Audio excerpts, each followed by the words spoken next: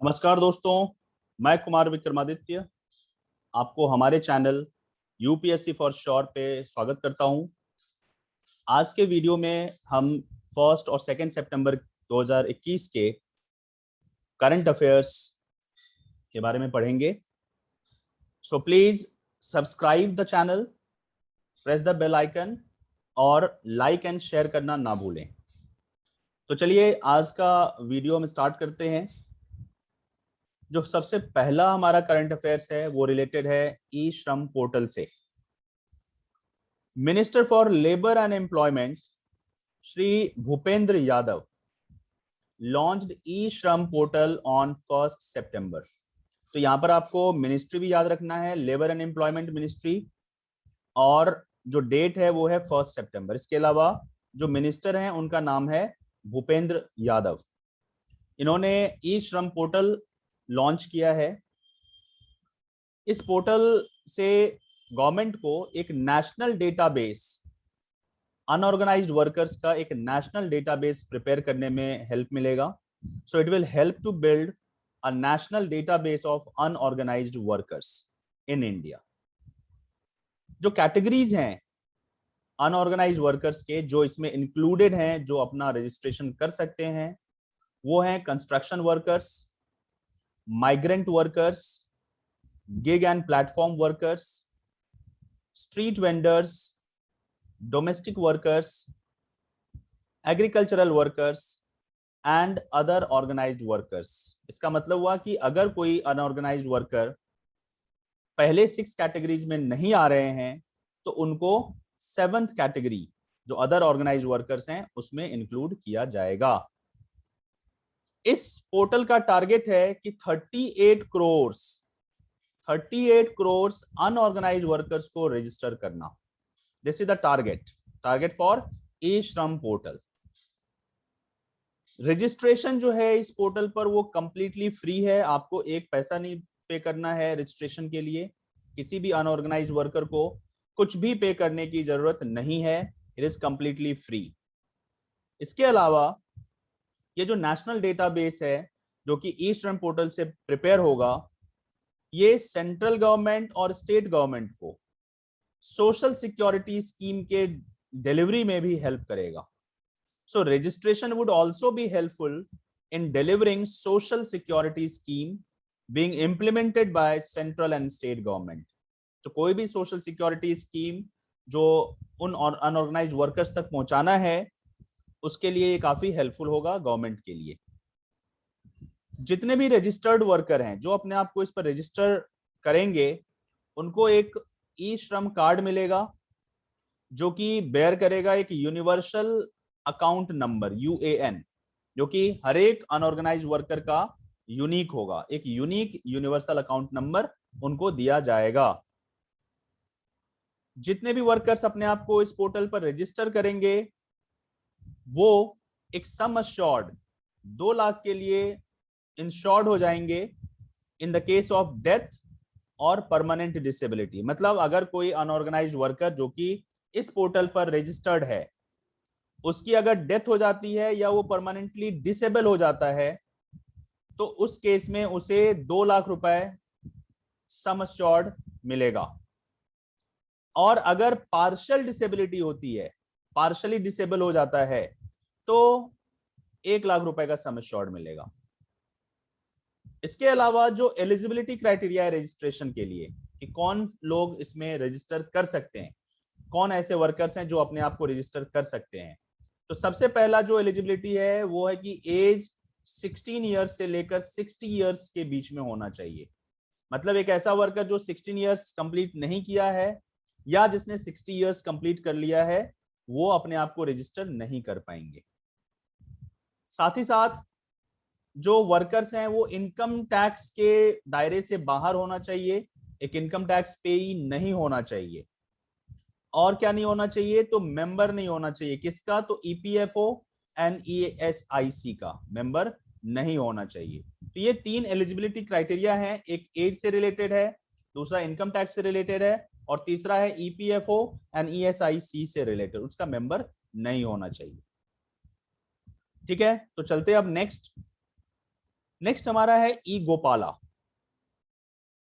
Parshottam Rupala, union minister for fisheries, animal husbandry and dairying, launched the National Dairy Development Board's web version of e-Gopala application. e-Gopala application पहले ही launch हो गया था सितंबर 2020 में। अब इसका web version जो है पुरुषोत्तम रुपाला, जो कि मिनिस्टर हैं fisheries, animal husbandry and dairying के, उन्होंने लॉन्च किया। ये एक डिजिटल प्लेटफॉर्म है डेयरी फार्मर्स के लिए to provide real time information on animal health, nutrition and breed development. Real time information देता है, मतलब अभी का अभी इंफॉर्मेशन आपको देगा। तो कौन कौन से सब्जेक्ट्स पर? तो एक तो एनिमल हेल्थ पर, न्यूट्रिशन पर, एनिमल न्यूट्रिशन पर, और ब्रीड डेवलपमेंट पर। ये रियल टाइम इंफॉर्मेशन देता है फार्मर्स को। It has been developed by National Dairy Development Board. National Dairy Development Board NDDB ने इस वेब पोर्टल को क्या किया है? डेवलप किया है। So the e-Gopala app was launched in September 2020. तो सितंबर 2020 में ही ऐप लॉन्च हुआ था, अब जाकर ई वेब पोर्टल लॉन्च हुआ है ई गोपाला। ये सामने है, इसका मेन जो फ्रंट पेज है उसका ये फोटो है। Third, 8th meeting of agricultural experts of BIMSTEC countries. BIMSTEC basically Bay of Bengal Initiative for Multi-Sectoral Technical and Economic Cooperation का शॉर्ट फॉर्म है, और इसके जो मेंबर्स हैं वो हैं Bangladesh, Sri Lanka, India, Nepal, Bhutan, Thailand and Myanmar. ये 7 कंट्रीज जो हैं बिम्स्टेक के मेंबर्स हैं। So 8th meeting of agricultural experts of Bay of Bengal initiative of multi sectoral technical and economic cooperation BIMSTEC was hosted by India. मतलब इसके 8th मीटिंग का जो host है वो इंडिया था होस्ट। ऑब्जेक्टिव क्या था इस मीटिंग का? To enhance the engagement and deepen the cooperation in agriculture and allied sectors amongst the BIMSTEC members state। मतलब इंगेजमेंट, जितने भी मेंबर कंट्रीज हैं वो एग्रीकल्चरल और उससे रिलेटेड जितने भी सेक्टर्स हैं, जैसे डेयरी है, फिशरीज हैं, एक्सेट्रा, उन सब में एक कॉपरेशन और साथ ही साथ इंगेजमेंट, एक दूसरे को इंगेज करना, उसको इंक्रीज करने का, उसको डीपन करने का, ये इस ऑब्जेक्टिव के साथ ये मीटिंग हुई थी। मेंबर नेशन मैंने आपको पहले ही बता दिया, India, Bangladesh, Bhutan, Nepal, Sri Lanka, Myanmar and Thailand, ये मेंबर नेशंस हैं। और इसकी जो स्थापना हुई थी 1997 में स्थापना हुई थी। शुरुआत में ये trade, technology, energy, transport, tourism and fisheries, ये 6 सेक्टर्स के साथ इसकी जो है स्थापना हुई थी, लेकिन बाद में इसमें और भी सेक्टर्स जुड़ते चले गए, और आज के डेट में टोटल 14 सेक्टर्स में बिम्स्टेक नेशंस जो हैं एक दूसरे को कोऑपरेट करते हैं और एक दूसरे को इंगेज करते हैं। So now moving to the next, 4th, Indian coast guard ship Vigraha and indigenously developed, मतलब हमारे भारत में ही डेवलप हुआ है, और ये कोस्ट गार्ड शिप है, was dedicated to the nation by Minister of Defense Shri Rajnath Singh in Chennai. तो ध्यान रखना है आपको किन्होंने डेडिकेट किया है, तो श्री राजनाथ सिंह जो कि हमारे डिफेंस मिनिस्टर हैं, और कहां पर डेडिकेट किया है वो कंट्री को? तो चेन्नई में। ICGS Indian coast guard ship Vigraha जो है वो लास्ट वेसल है 7 ऑफशोर पेट्रोल वेसल्स में, जिसको बनाया है L&T, Larsen and Toubro company ने, under a ministry of defence contract. Ministry of defence contract जो कि 2015 में 2015 में साइन हुआ था, और ऐसे 7 ऑफशोर पेट्रोल वेसल बनाने की कॉन्ट्रैक्ट थी, और ये 7th है, लास्ट है।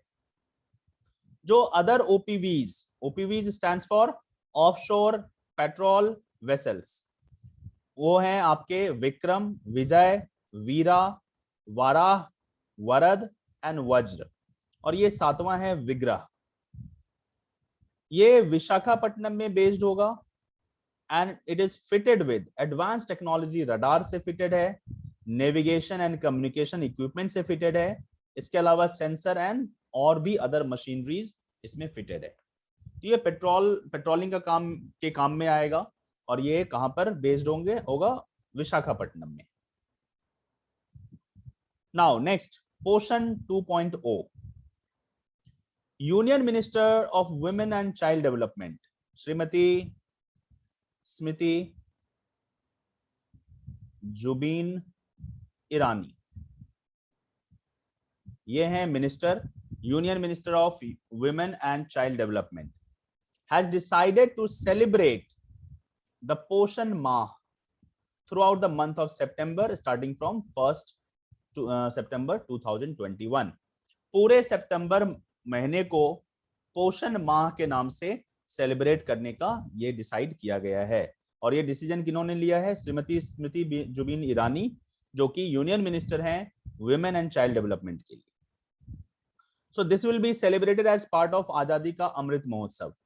तो अभी हम आज 75th ईयर ऑफ इंडिपेंडेंस के लिए हम सेलिब्रेट कर रहे हैं, आजादी का अमृत महोत्सव मना रहे हैं, तो उसी का ये पार्ट होगा।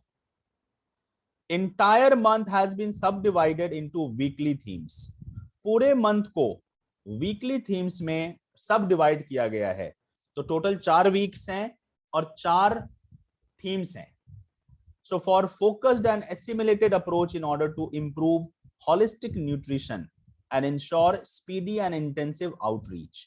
तो सबको होलिस्टिक न्यूट्रिशन पहुंचाने के लिए जितने भी लैक्टेटिक मदर हैं या ब्रेस्ट फीडिंग मदर हैं उन सबको, तो ministry of women and child development has planned several activities for this month in tandem with the states and union territories. जो वीकली थीम है वो 1 to 7 सितंबर के लिए पोषण वाटिका, बहुत सारे प्लांटेशन एक्टिविटीज होंगे इस केस में, और क्या बनाया जाएगा? पोषण वाटिका। वाटिका का मतलब गार्डन, तो प्लांटेशन एक्टिविटीज के थ्रू पोषण वाटिका बनाया जाएगा। सेकेंड वीक का जो थीम है वो है yoga and AYUSH for nutrition.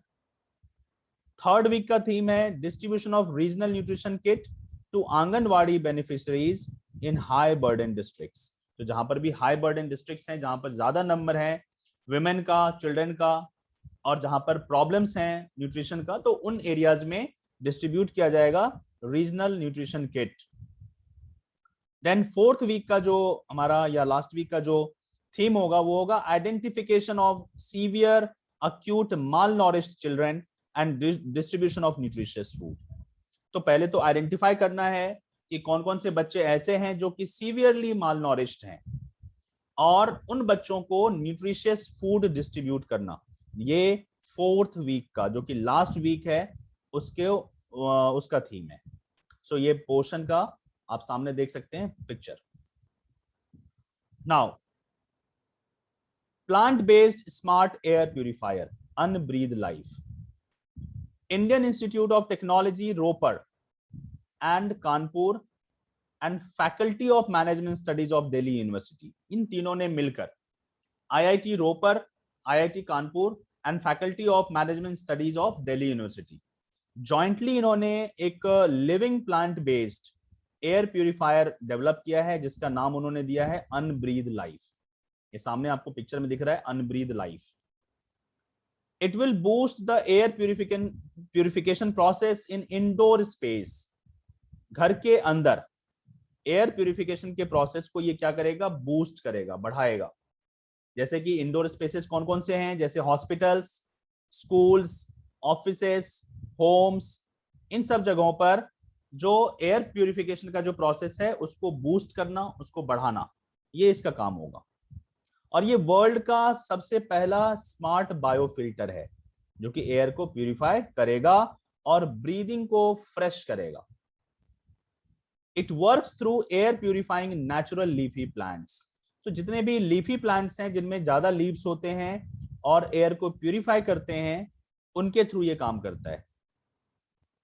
The room air interacts with leaves, जो रूम का एयर है पॉल्यूटेड एयर, वो लीव्स से इंटरैक्ट करेगा and goes to the soil root zone, नीचे वाले पोर्शन में चला जाएगा। ये है आपका soil root zone, soil root zone यहां चला जाएगा जहां पर कि मैक्सिमम पॉल्यूटेंट्स को प्यूरिफाई कर दिया जाता है, सेटल कर दिया जाता है और फ्रेश एयर को एनवायरनमेंट में रिलीज कर दिया जाता है।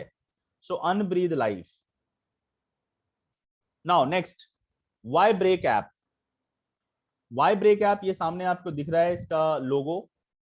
Y Break app, the union Ayush minister Shri Sarbananda Sonowal, Sarbananda Sonowal has launched Y Break yoga protocol mobile application in New Delhi.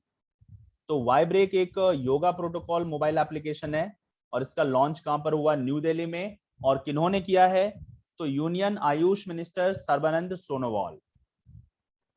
The app has been developed by Morarji Desai national institute of yoga MDNIUI। तो Morarji Desai national institute of yoga ने इस app को develop किया है। और ये जो Y break है या फिर इसे हम योगा ब्रेक भी कह सकते हैं, ये एक unique 5 minute yoga protocol app है। 5 मिनट में आपको योगा करवाता है, आपको योगा करने के लिए बहुत सारे आसन्स बताता है। It is designed specially for working professionals. जितने भी वर्किंग प्रोफेशनल्स हैं जिनके पास ज्यादा टाइम नहीं है, उनके लिए ये डिजाइन किया गया है। और पर्पस क्या है इसका? To destress, refresh and refocus. तो स्ट्रेस को कम करना, वर्किंग एनवायरनमेंट में अपने आप को फ्रेश करना और फिर से अपने काम पर फोकस करना, ये इसका मेन एम है। और इसमें आसन्स हैं, योगा के आसन्स हैं, प्राणायाम है और ध्यान। तो 5 मिनट के अंदर आप कैसे अपने आप को डी स्ट्रेस कर सकते हैं, रिफ्रेश कर सकते हैं, रीफोकस कर सकते हैं, वो आपको इस ऐप से पता चलता है। और वर्किंग प्रोफेशनल्स के लिए ये ऐप जो है डिजाइन किया गया है। ये आपके सामने इसका लोगो है, आप इसको देखकर याद रख सकते हैं। Next, 8th, my pad my right project. Union minister Mrs Nirmala Sitharaman has inaugurated a project called My Pad My Right at Killa village in Gomti district of Tripura। तो अपने त्रिपुरा विजिट में यूनियन मिनिस्टर निर्मला सीतारमण ने एक प्रोजेक्ट लॉन्च किया जिसका नाम है my pad my right. My pad my right. ये एक नाबार्ड और नैब फाउंडेशन का एक इनिशिएटिव है। माई पैड माई राइट एक इनिशिएटिव है किसका? तो नाबार्ड एंड नैब फाउंडेशन का। इस प्रोजेक्ट का जो एम है वो है कि to bring livelihood and menstrual hygiene closer to rural women. एक तो लाइवलीहुड और दूसरा मेंस्ट्रुअल हाइजीन रूरल वुमेन के लिए इंश्योर करना, ये इस प्रोजेक्ट का एम है। और कैसे होगा ये? तो गवर्नमेंट कुछ ग्रांट्स जो हैं वो देंगी, वेज सपोर्ट करेंगी, कुछ काम देंगी उनको, वेज देंगी उसमें, साथ ही साथ कुछ कैपिटल इक्विपमेंट्स देंगी जिसको वो यूज कर सकते हैं, लेट्स से पैड वगैरह मैन्युफैक्चर करने के लिए, बनाने के लिए। त्रिपुरा के जो सीएम है श्री बिप्लब देव, वो भी इस प्रोग्राम में वो भी प्रेजेंट थे, उन्होंने भी इस लॉन्च में पार्टिसिपेट किया था। तो ये है विप्लब देव और ये है हमारे union minister Mrs Nirmala Sitharaman. 9th, Paralympics 2020. India's Mariappam Thangavelu has won the silver medal in men's high jump T63. T63 एक कैटेगरी है पैरालंपिक्स में जिसमें नी से नीचे का पैर जो है वो नहीं होता है, कट गया होता है, और प्रोस्थेटिक्स के थ्रू जो एथलीट्स हैं वो पार्टिसिपेट करते हैं। तो मरियप्पम तेंगावेलू, इन्होंने सिल्वर मेडल जीता था और इन्होंने जो हाइट जंप किया वो है 1.86 मीटर। 1.86 मीटर को क्रॉस करके वो सिल्वर मेडल जीत गए। इसी इवेंट में शरद कुमार जो बिहार के मुजफ्फरपुर के हैं, उन्होंने ब्रॉन्ज मेडल जीता और उन्होंने क्लियर किया 1.83 मार्क।